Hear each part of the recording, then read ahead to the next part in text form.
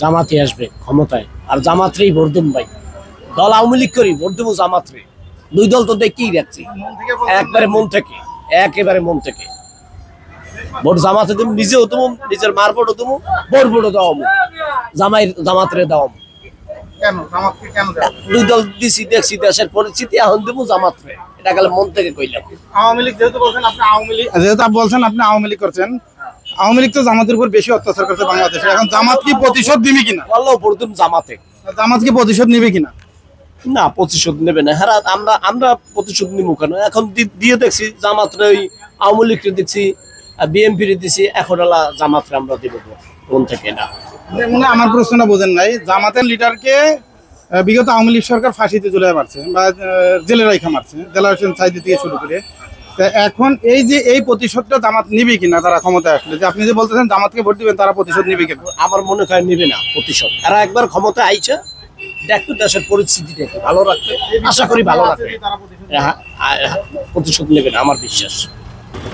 আসলে বাংলাদেশের বিগত সরকারগুলোকে, অর্থাৎ আওয়ামী সরকার, জাতীয় পার্টি সরকার, বিএনপি সরকারকে মানুষ দেখেছে, ওদের কাছে দেশ ক্ষমতা দিয়েছে, ওরা আমানত রক্ষা করতে পেরেছে কিনা জনগণ জানে। এখন এই জনগণ আসলে সামনের সিদ্ধান্ত নিবে।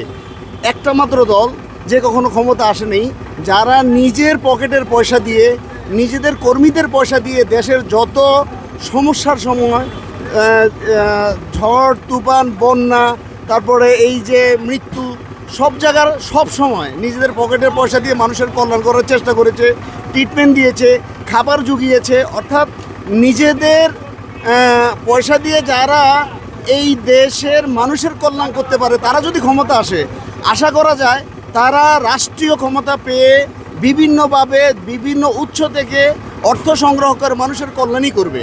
অর্থাৎ আমি বলতে চাচ্ছি, জামাত ইসলামী এই দেশের মধ্যে যদি ক্ষমতা চায়, তা ক্ষমতা যেতে পারে, তাহলে তারা মানুষের কল্যাণের জন্য তারা নিবেদিত প্রাণ হবে। আর তারা প্রকৃত এই কারণে যে বিগত বিএনপি সরকারের সময় দুইজন মন্ত্রীকে দিয়েছে ক্ষমতায়।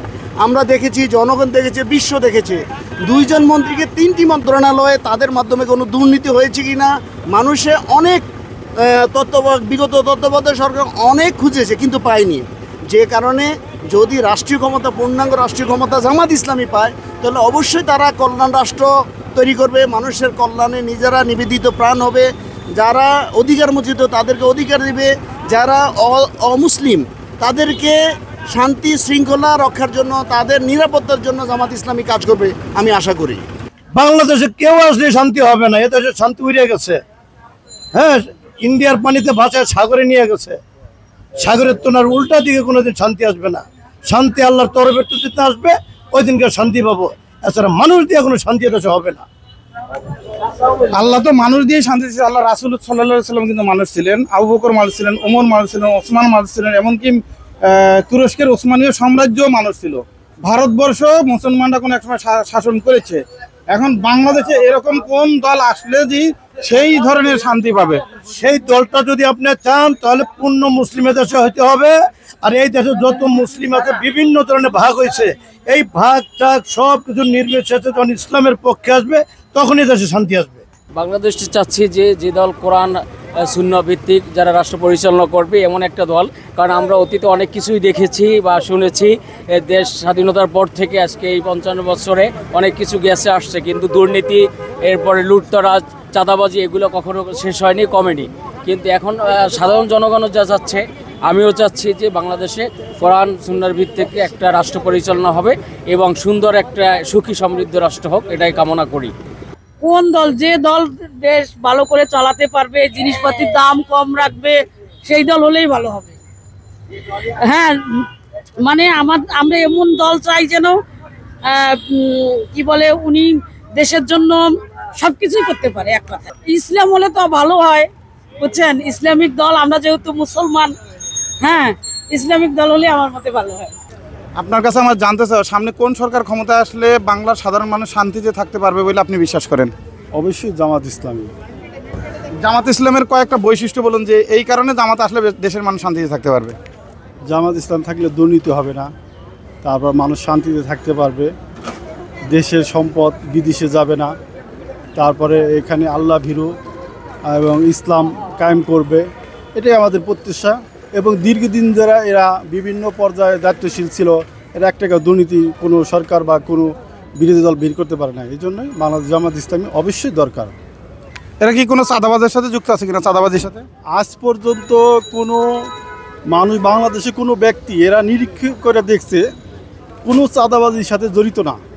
এটা এক টাকা দুর্নীতি করে নাই, মন্ত্রী থাকা অবস্থায় একটা দুর্নীতি বের করতে পারে নাই। এটা তো ভাই মানুষের উপর ডিপেন্ড করবে যে আসলে কোন মানুষ কারা ভালো হইতে পারে। কোন দল ক্ষমতায় আসলে আমি বলছি? কোন দল যদি ইসলামিক কোনো মাইন্ডের কোনো নেতারা আসে, তাহলে এমন যদি হয় সবাই যদি একসাথে ঐক্যবদ্ধভাবে কোনো একটা দল নির্ণয় করে আসতে পারে, তাহলে এই দেশের মানুষ এবং মানুষ সবাই শান্তিতে থাকতে পারবে। এটাই আশা আর কেমন আমাদের। আসসালামু আলাইকুম। আপনার কাছে মনে হয় কোন দল ক্ষমতায় আসলে বাংলা মানুষ শান্তিতে থাকতে পারে?